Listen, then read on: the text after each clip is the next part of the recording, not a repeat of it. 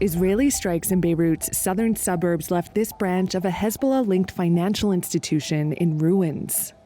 And in other parts of Lebanon on Monday, similar scenes.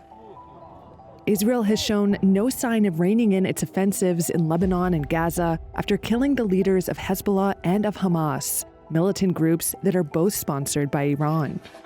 In northern Gaza, residents and medics say Israeli military forces besieged shelters for displaced people, as well as hospitals.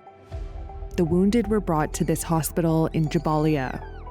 More than 24 people were killed in strikes in Jabalia and elsewhere, Palestinian health officials said.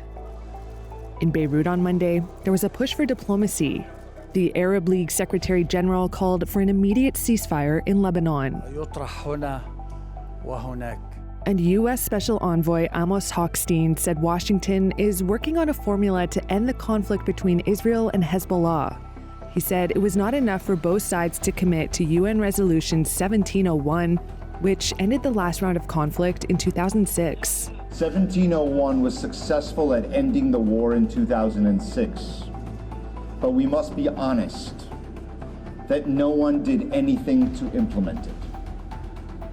The lack of implementation over those years contributed to the conflict that we are in today. On the streets of Beirut, residents say they're not holding their breath. He's been here twice, 3 times, 4 times, and he'll come 20 more times. It's all a waste of time, this man said. The efforts come ahead of a visit by U.S. Secretary of State Antony Blinken, his 11th since the attack on Israel by Hamas that triggered the Gaza war. Israel's campaign in Lebanon has driven 1.2 million people from their homes. People had been sheltering at this abandoned hotel in Beirut until security forces moved in to evict them.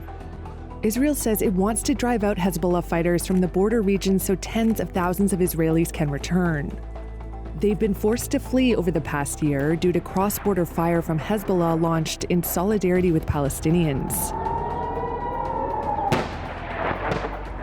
Israel launched its campaign in Gaza after the October 7th attack that killed around 1,200 people, with hundreds more taken hostage, according to Israeli tallies.